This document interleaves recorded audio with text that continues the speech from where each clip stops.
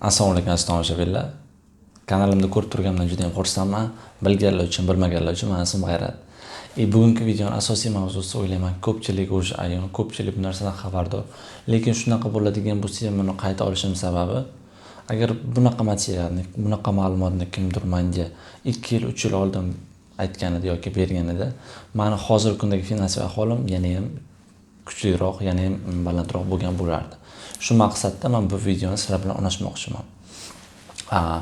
90% odam butun yer yuzi bo'yicha olsa ham bo'ladi.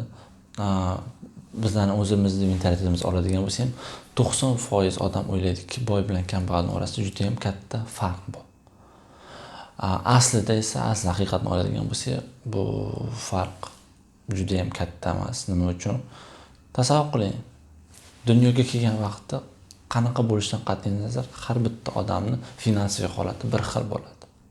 Ikki xil chaqaloq tug'ildi, lekin bittasi boy bo'lishi mumkin, bittasi kambag'al bo'lishi mumkin.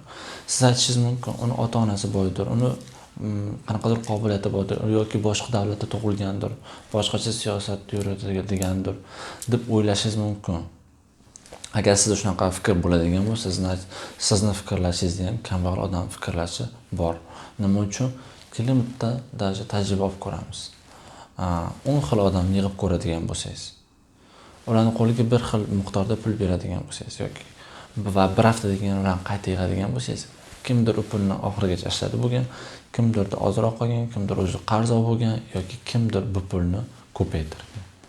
Bu degani har bir odamda boy bo'lish imkoniyati bor. Har bir odam boy bo'lishi mumkin. Lekin yagona farq boy bilan kambag'alning orasidagi bu yagona farq ularning odatlarida, ya'ni привычкаларida. Farqi yo'q, siz boy odamsiz, kambag'al odamsiz, har bir odamni ularning odatlari boshqaradi. Ya'ni misol uchun ertalab uyg'onganingizda siz o'ylamaysiz nima qilish, to'g'rimi? Sirasi bet qo'lingizga olasiz. Ishga boradigan bo'lsangiz, qaysi yo'ldan yurishim kerak degan fikr bo'lmaydi boshingizda. Siz bilasiz qaysi yo'l, qanaqa joyda, qaysi vaqtda olib borishini. Bu sizning odat tushingizga kirgan. Har bir odam odatdan tashkil topgan. Uni yurishi ham, ko'rishi ham, ko'rinishi ham, fikrlashi ham har bir narsa odatga bog'liq. Ushbu odatlarning o'zgarishi yo'li bilan siz hayotingizni o'zgartirish yo'l imkoniyatiga egasiz. Bugungi videoda men o'zim uchun eng katta odatlardan biladigan, misol uchun eng katta odatni biladigan 10 ta holatni ko'rib chiqmoqchimiz. Ya'ni 10 ta kambag'al odam qiladigan odatlar. Agar shu odatlar sizda ham bo'ladigan bo'lsa, marhamat ularni o'zgartirishingiz mumkin, ularni tekshirib ko'rishingiz mumkin. 10-nomerli odat kambag'al odamlar qiladigan. Ularning ko'pchiligida, kambag'al odamlarning ko'pchiligida 90% da desam adashmayman, maqsad yo'q. O'zini oldiga qo'ygan maqsad yo'q. Meni ishim, biznesim tufayli men har kun har xil odamlar bilan ko'rishaman, gaplashaman, ular bilan muloqotga kirishaman. Va muloqot o'zi birinchi 5 daqiqasida men aniqlik kiritishim mumkin. Qaysi turdagi odamga kirishini, boy odammi yoki fikrlashi, kambag'al odam fikrlashidanmi? Ya'ni kambag'al odamdan so'raydigan bo'lsangiz, 5 yil, 10 yilga qanaqa planlaring bor, qanaqa rejalaring bor, nima qilmoqchisan degan savolni beradigan bo'lsangiz, ulardan bunaqa o'sha savollarni javoblarini eshitishingiz mumkin. Ya'ni men bilan ertaga hayotimda ertaga nima sodir bo'lishini bilmayman. Yoki bo'lmasa bizning davlatimizda bunaqa plan qilib bo'lmaydi. Meni holatimda bunaqa narsa ishlamaydi. Men bugunni o'ylab, bir kunim yashayman. Chunki men xudo emasman, ertaga men bilan nima sodir bo'lishini bilmayman. Va shunga o'xshagan har xil gaplarni aytishadi. Конечно, bu gaplarda ham jon bor. Lekin agar siz o'zingiz hayotingizni plan qilmaydigan bo'lsangiz, sizni hayotingizni plan qiladiganlar bor. Ya'ni siz o'zingizga plan tuzmaydigan bo'lsangiz, sizga o'sha plan tuzib bo'lgansiz. 15 yil, 20 yil, 25 yil kimgadir ishlash boshlaysiz, qayoqqadir ishga qatnashib boshlaysiz. Chunki bizlar даже sog' bo'lsa, Xudoga shukr, sog' bo'lsa ham, даже ozroq mazamiz bo'lmasa ham 10 yil, 5 yillik plan qilishimiz обязательно. Nima uchun? Bu narsa bilan siz o'sha Xudodan so'ragan bo'lasiz. Misol uchun 10 yil, 5 yil siz aytganda umr berishini, sog'liq berishini. Ikkinchidan, siz o'sha finansiy holatingizni, o'zingizni hayotingizni o'zingiz kontrol qilishga harakat qilgan bo'lasiz. Aytamiz, nima sodir bo'ladigan bo'lsa taqdirdan. Bu gap to'g'ri, lekin taqdir bizga tanlov beradi. Tanlovni qilish o'zimizdan, qaysi yo'lni tanlashimiz, bu yo'lni tanlashimiz o'zimizga bog'liq. Taqdirni o'zi boshqaradi deb prosta garano qiladigan bo'lsangiz, hech narsaga intilmaydigan bo'lsangiz, bu sizni kambag'al odamlar fikrlash qatoriga kiritadi, ya'ni kambag'al odamlar qatoriga qo'shadi. Chunki bu odat kambag'allar odamlar qiladigan kambag'allikka olib boradigan odatlardan biri hisoblanadi. Kambag'allikka olib boradigan odatlarning 9-raqamlisi bu finansiy tomondan sizni ma'lumotga ega bo'lmasligingiz. Kambag'al odamlar o'zini finansiy tomondan kontrol qilishni, ya'ni o'zini moddiy tomondan tekshirib borishni yoqtirishmaydi. Nima uchun? Chunki ular oylik oldi, oylikni xarajatga qarab ishlatadi. Yo'q. Chunki oylik olgandan keyin har xil xarajatlar chiqadi, kutilmagan xarajatlar chiqadi. O'sha hisobga oyda oxirigacha u odam pulsiz qoladi. Bu odam kambag'al qiladigan odatga kiradi. Nima qilish kerak вообще-то? Agar haqiqatdan siz bu narsadan qutulmoqchi bo'ladigan bo'lsangiz, birinchi o'rinda siz oylik xarajatlaringiz ro'yxatini tuzib chiqing. Misol uchun ayting, bu oylik olgandan keyin mana bu narsaga buncha xarajat qilaman. Yozing. Buni oylik olgandan keyin buncha xarajat qilaman. Обязательно yozib qo'ying daftarga. Va necha bir oylik olganingizda, necha bir xarajat qilganingizda ro'yxatini tuzib chiqing. Mana shundagina sizda o'sha aniq ko'rinish paydo bo'ladi. Har oylik sizni qiladigan xarajatlaringiz ro'yxati, har oylik sizni qiladigan yig'imingiz yoki chiqimingiz o'shasi kelib chiqadi. Kambag'al odam qiladigan odatlarni nomer 8ni oladigan bo'lsak, 8-raqamdagi odatni oladigan bo'lsak, bu qarzlar va kreditlar. Bu hozirgi kunda butun dunyoda avjiga chiqqan odat hisoblanadi. Nima uchun? Agar siz qanaqadir mahsulotni, texnikani, jihozni, mebelni, nimaligidan qat'iy nazar qanaqadir narsani kreditga oladigan bo'lsangiz, changyutgich, telefon, plyusos, televizor, dom, mayli uyni bu ro'yxatga qo'shmay turamiz. Qanaqadir siz shunaqa mayda narsalarga kredit olib, keyinchalik 6 oy, 1 yil mobaynida to'lashga tayyor bo'ladigan bo'lsangiz bu narsani, значит siz o'sha kambag'al odamlar qiladigan odatlarning bittasini qilayotgan hisoblanasiz. Boy odamlar nima qiladi? Boy odamlar kredit olish mumkin, qarz olish mumkin. Qanaqa holatda? Qachonki qanaqadir aniq biznes planga ega bo'lgan holatda o'sha biznesga vложение qilish uchun, pul tikish uchun ular qarz olishi mumkin, kredit olishi mumkin. Agar siz kompyuter olish uchun, telefon olish uchun qanaqadir kredit oladigan bo'lsangiz, ya'ni aytadi, "Ot kreditga telefonni ol, 1 yil mobaynida san buncha miqdorda pul to'lab borasan" degan xayol bo'ladigan bo'lsa, odam o'zini o'zi qarzga bog'lagan bo'ladi 1 yil mobaynida. O'shaning uchun men iltimos qilgan bo'lardim. Imkon qadar bu narsani foydalanmaslikka harakat qiling. Hozirgi kunda telefoningiz bor, misol uchun oddiy markadagi telefon, lekin sizda telefon qilishga sharoit bormi? Iltimos, to pul yig'magunizcha, to finansiy tomondan o'zingizni обеспечить qilmagunizcha, ta'minlamagunizcha bu narsani kreditga olishni tavsiya qilmayman. Nima uchun? Chunki bu narsani oxiri kambag'allikka olib boradi. Kambag'al odamlar qiladigan odatlarning 7-turi bu kelajagi uchun, keksaligi uchun yoki o'zini hayotini finansiy tomondan, moddiy tomondan himoyalash uchun pul ajratmasligi. Ya'ni qaysi turdagi mutaxassisni bu finansiy tomondan, moddiy tomondan sizga bilim beruvchi odamning gapini eshitadigan bo'lsangiz, ularni har biri aytadi. Har biri ularni обязательно aytadi sizga topadigan pulingizning 10%ni siz kelajagingiz uchun, o'zingizni qarigan chog'ingizni ishlatishingiz uchun, допустим, pensiya jamg'armasi uchun обязательно ajratishingiz shart deydi. Yoki qanaqadir biznes boshlash uchun sizga kapital kerak bo'ladi. Ya'ni 6 oy hayotingizni siz himoyalab qo'yishingiz kerak bo'ladi. Chunki siz ertaga hayotingizda nima sodir bo'lishini bilmaysiz, to'g'rimi? Sizni balki любой vaqtda ishdan bo'shatish mumkin. Sizni sog'lig'ingiz bilan любой vaqtda qanaqadir xudo ko'rsatmasin, misol uchun muammo chiqishi mumkin. Ertaga siz ishga chiqa olmasligingiz mumkin. Shu vaqtda o'ylab ko'rganmisiz? Misol uchun men bu narsani chaqirmoqchi emasman, bu narsa haqida o'ylab sizni обязательно bu narsa haqida o'ylang demoqchi emasman.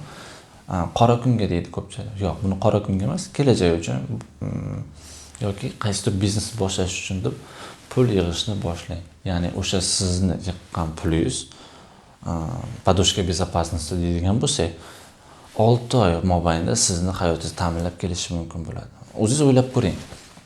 Agar siz bugun ishdan to'xtaydigan bo'lsangiz, necha oy yoki necha yil mobaynida ishlamasdan hayot kechirishingiz mumkin bo'ladi. Ya'ni kvartiraga pulingiz bo'ladi, yeb ichishga pulingiz bo'ladi, kiyinishga pulingiz bo'ladi. Necha oy mobaynida siz hayotingizni ta'minlash mumkin. Agar sizda bu narsa 6 oydan kam bo'ladigan bo'lsa, bu narsani qayta ko'rib chiqishni tavsiya qilaman. Lekin ko'pchilikda bu narsa 1 oyga ham bormaydi. Ular topgan pulni oxirigacha xarajat qiladi, oxirigacha nimagadir tikadi. Допустим, uyiga 2 etaj yoki qanaqadir mashinaga yoki shunga o'xshagan buyumlarga. Yo'q, bu narsa juda ham katta noto'g'ri. Nima uchun? Agar haqiqatan siz o'sha 6 oylik hayotingizni oldindan himoyalab qo'yadigan bo'lsangiz, o'sha sizda boshqacha fikrlash, dunyoqarash paydo bo'ladi. Nima uchun?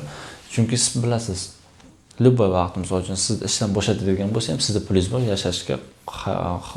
yashashga sizda sharoit bor. Yoki siz birovga muhtoj bo'lib qolmaysiz, yoki siz o'zingizning rejalaringiz haqida o'ylashni boshlaysiz. Qachonki sizda bu yoqda pul bo'ladigan bo'lsa, pul bo'lmaydigan bo'lsa nima qilamiz? Har doim ish uchun qaltiraymiz, topadigan pulimiz uchun qaltirashni boshlaymiz. Ya'ni juda ham o'zimiz tupik ahvolga solishni boshlaymiz. Agar sizda shunaqa narsa bo'lmaydigan bo'lsa, marhamat, bu narsani ham qayta ko'rib chiqing. Oyligingizning 10%ni, хотя бы 10%ni kelajagingiz uchun ajratishni boshlang. Siz aytishingiz mumkin, men 100% oylikka ba'zir yashayapman. Qanday qilib 10% ajratishim mumkin deyishingiz mumkin. Обязательно bu mavzu haqida men alohida video olaman. Bu videoni o'tkazib yormaslik uchun kanalga obuna bo'lishni esdan chiqarmang. Kambag'al odamlar qiladigan odatlarning 6-si qo'liga tushgan har qanday ortiqcha pulni ular xarajatga qiladi. Ya'ni tug'ilgan kun bo'ldi, bayram bo'ldi yoki ish joyidan qanaqadir mukofot puli chiqdi. Ular nima qiladi? Kambag'al odam sirazi borib shopping qiladi, ya'ni xarajat qiladi. Kerak narsalarni, keraksiz bo'lgan narsalarni ham olishga harakat qiladi. Nima uchun? Nima uchun bunaqa qilamiz? Chunki o'zi bu narsa yoshlikdan eshitib kelganmiz. Bir nima olib qo'yishga pul ketib qoladi, bir nima pul turmasligi kerak deydi. Chunki kambag'al odam puldan qo'rqadi. Pulni oxirigacha ishlatmaguncha ko'ngli joyiga tushmaydi.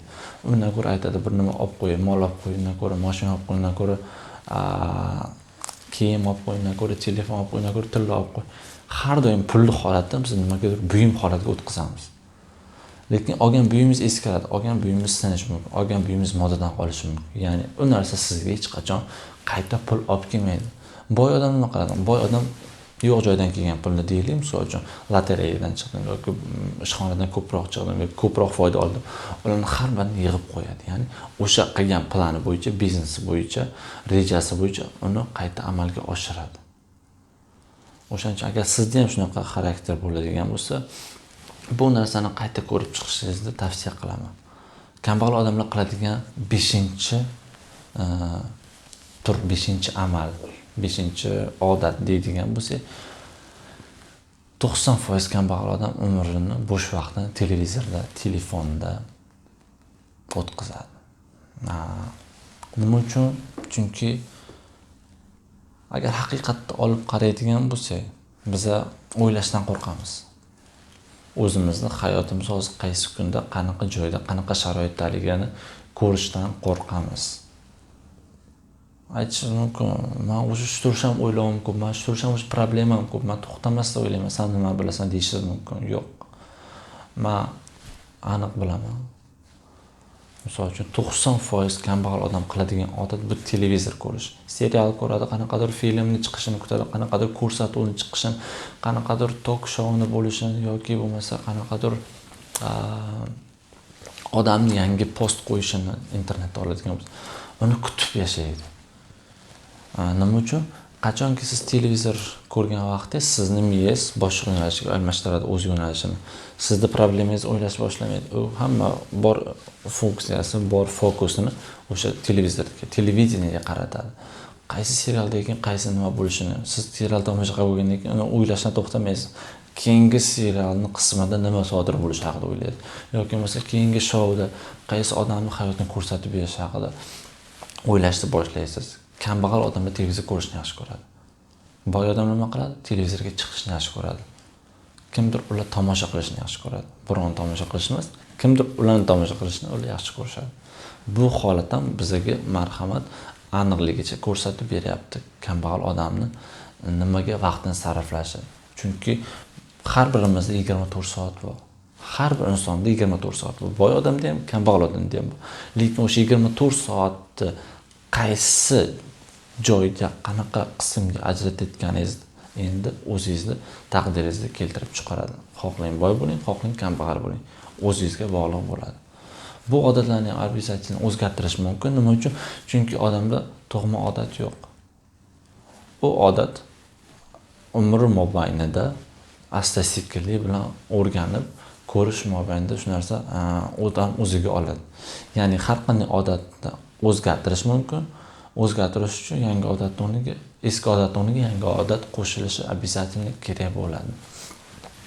4-chi odatimiz kambag'al odamlar qiladigan bu omadsizlar bilan ko'proq gaplashadi kambag'al odamlar. Ya'ni kimdir o'sha qilmadi, kimdir omadsizlikka uchradi. U odamlar kambag'al odamlar boshlaydi shunaqa odamlar bilan gaplashishdi. Nima uchun?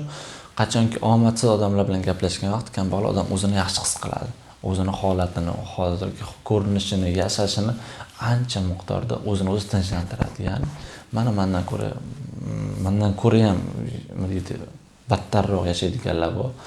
Значит, men yashashim to'g'ri ekan degan fikrni miyaga berib o'zini o'zi tinchlantiradi. Ya'ni bu ham o'zi kelajak haqida o'ylashni yo'lini boshqacha turga almashtirish.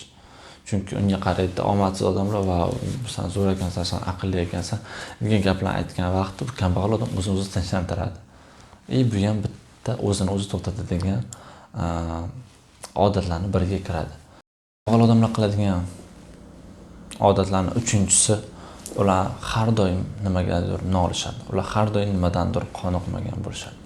Aytishadi, bugun ob-havo yaxshi emas, bugun issiq, bugun sovuq, bugun yomg'ir va bugun qor bor ekan, bugun shamol bo'lyapti ekan. Bugun bunaqaman, bugun unaqaman, bugun xo'jayinning mazasi yo'q. Bugun erim menga bunaqa dedi, bugun ishxonada bunaqa bo'lishdi. Har doim nimadandir ular nolib kelishadi. Olgan oyligidan, ko'radigan kunidan, yashash joyidan farqi yo'q nimadanligi. Ular har doim nimadandir nolishadi. Даже bu narsa bizning dinimizda ham ma'qullanmaydi, gunoh hisoblanadi nolish. Agar siz bu odatdan qutulmaydigan bo'lsangiz, siz hech qachon boy bo'la olmaysiz. Nima uchun? Nolish hech qachon yaxshilik olib kelmagan. Ishxonangizdan ham nolisiz, ishlayotgan joyingizdan ham nolisiz, boshqa qilasiz. Agar ishlayotgan joyingiz yoqmaydigan bo'lsa, marhamat almashtiring. Agar almashtira olmaydigan bo'lsangiz, marhamat nolimang. Chunki keladigan har bitta sizga kirim o'z barakasini, o'zini yo'qotadi, o'zini kuchini.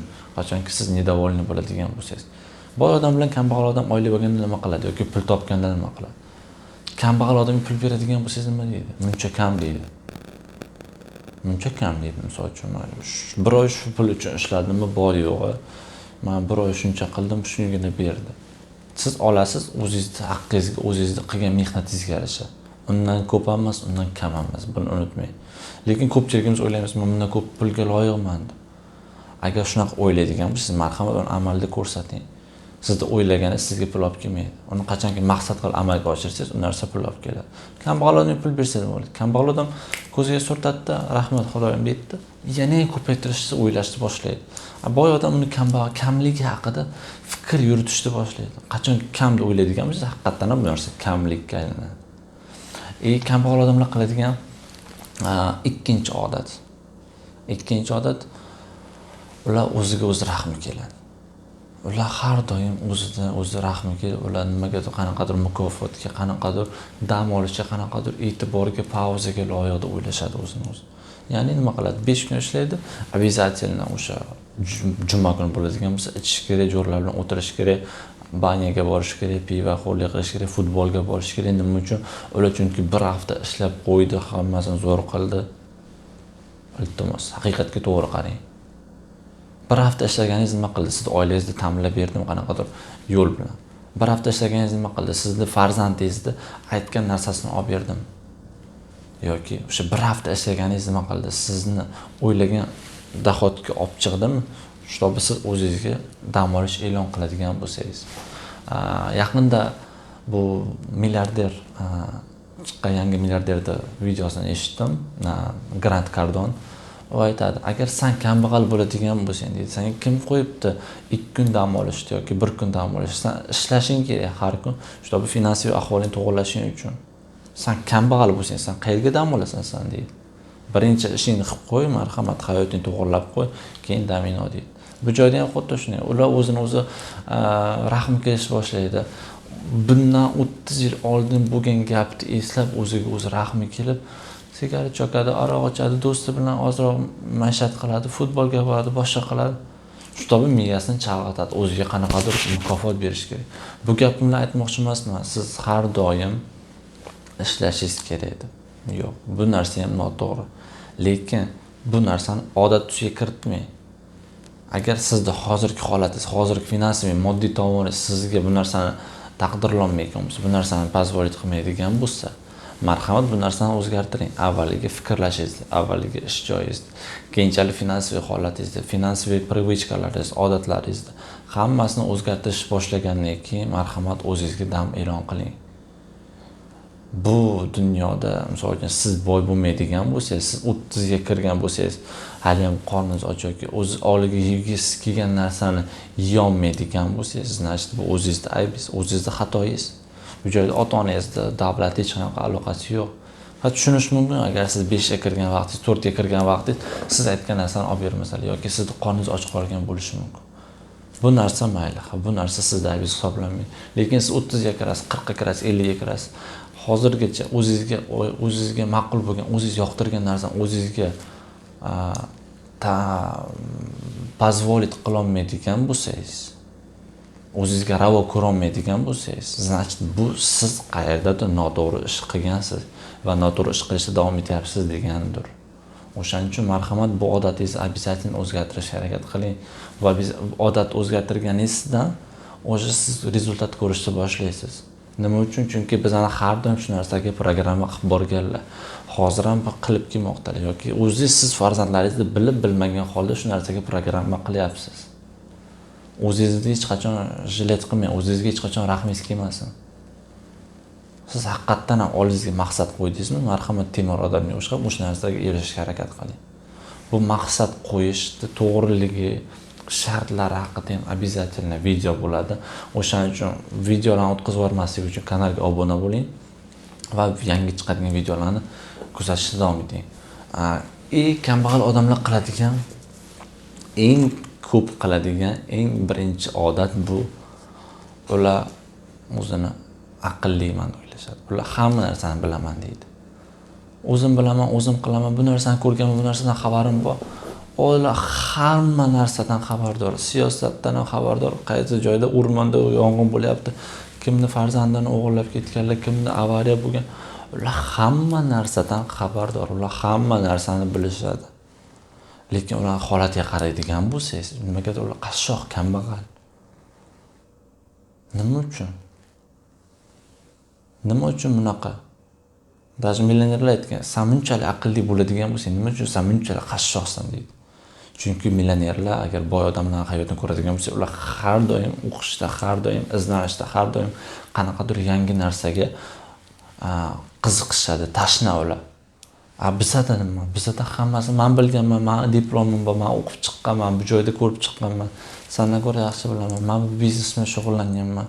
Men bu narsani qilib ko'rganman. Hammasini ular bilishadi, lekin nimagadir qashshoq, kambag'al. So'z bilaman degan so'z sizni miyangizni ishlashdan to'xtatuvchi bir fojiali so'z desa ham bo'ladi. Nima uchun? Bilaman degan vaqtingiz buni miya olishdan to'xtaydi. Bu miya qabul qilmaydi. Kimdir sizga millioner o'sha hayotingizda sirrini aytib beradigan bo'lsa ham, agar siz uni bilaman degan bo'lsangiz, значит, siz nimadandir noto'g'ri qaror qabul qilyapsiz. Значит, sizni miyangizda nimadir не так. O'shaning uchun bu odatingizni обязательно o'zgartiring. Mana shu odatni o'zgartiradigan bo'lsangiz, o'zingiz birdan bilasiz qanaqa o'zgarish hayotingizda, atrofingizdagilarning oldida o'zgarish bo'lishini. Nima uchun? Chunki men o'zim yiliga 6-7 marotaba o'sha o'z ustimda ishlaydigan seminarlarga, konferensiyalarga boradigan bo'lsam, kimdir taklif qiladigan bo'lsam, o'sha taklif qilgan odamlarning 90% aytadi, "Men bu joyda bo'lganman, men bu joy narsani bilaman, men bu narsani ko'rganman." Men bu narsadan xabarim bor degan gapni menga aytishadi. Lekin o'ylab ko'ring, agar sizni miyangizga qiladigan investitsiyangiz, xarajatingiz, miyangizga qiladigan tikadigan pulingiz choyingizni pulidan ko'ra kam bo'ladigan bo'lsa, значит bu yoqda nimadir noto'g'ri ketyapti sizda. Hisob topib ko'ring. Telefonga ketadigan pulingiz sizni olib o'qiydigan kitobingizga yoki qanaqadir обучениеga borishingizdan ko'ra ko'proq bo'ladigan bo'lsa, значит bu joyda ham sizda nimadir noto'g'ri ketyapti. Har bir millioner, har bir boy odam juda ham katta miqdorda pul tikadi, shtab unga yangi narsani o'rgatishlari uchun, u yangi narsani o'rganishi uchun. Chunki sizning miyangizga tikadigan pul agar siz qimmatni o'ylaydigan bo'lsangiz, o'sha o'ylamasdan qilgan ishingizni xarajati sizga juda ham katta pulga tushadi. Ya'ni ko'pchiligimiz nima qilamiz? Ko'pchiligimiz bir oylik o'qishdan ko'ra o'zim qilib ko'raman, o'zim urinib ko'raman. Yoki bo'lmasa hayotda oladigan bo'lsa, elektrik chaqir deydigan bo'lsa, nima qilamiz? O'zim bilan o'zim qilaman. Kambag'al odam har doim o'zim bilaman, o'zim qilaman deydi. Ya'ni ular vaqtini bekordan ko'ra sarflaydi. Vaqtini sotadi kim uchundir. Boy odam nima qiladi? Boy odam vaqt sotib oladi. Har bitta kerakli odamga kerakli lavozimdagi odamni qo'yadi. Ularning vaqtini sotib oladi. Lekin o'sha vaqtni sotib olgan holatda u o'ziga boshqa narsalar haqida o'ylashga, boshqa qarorlar qabul qilishga, boshqa bir pul manbaini topishga yordam beradi. O'shaning uchun iltimos qilgan bo'lardim. Chunki har bitta odatimiz bu aytib o'tganimdek yillar mobaynida bizga kelib chiqqan narsa. Uni o'zgartirish обязательно, albatta iloji bor, bu narsaning imkoniyati bor. Uning uchun sizdan nima talab qilinadi? Uning uchun qat'iyat talab qilinadi. Har bir narsa odat turiga aylanadi. Uni qayta takrorlasangiz. O'zingizga ishoning, ruhiyatingizga ishoning. Bu narsani обязательно qilsa bo'ladi. Aytganimdek, bu video menimcha o'zi ko'pchilikga bu yangilik emas. Chunki hammamiz bilamiz nima qilishimizni, chunki biz aqlli biz. Kambag'al odamlar qiladigan qatorga kirgan biz, to'g'rimi? Chunki hamma narsadan xabarimiz bor. Bu narsalarni aytishim mumkin, bu narsadan xabarim bor. Lekin bu joyda iltimos ko'rib chiqing.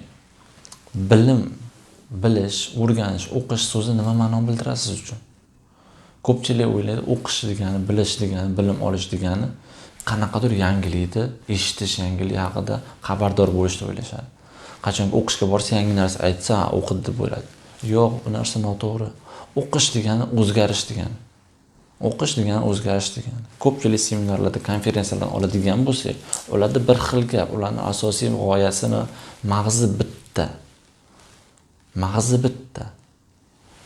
Lekin agar qachonki o'zingiz o'zgartirmaydigan bo'lsangiz, siz nashta o'qishingiz kerak, o'sha qayta bir xil narsani eshitishingiz kerak.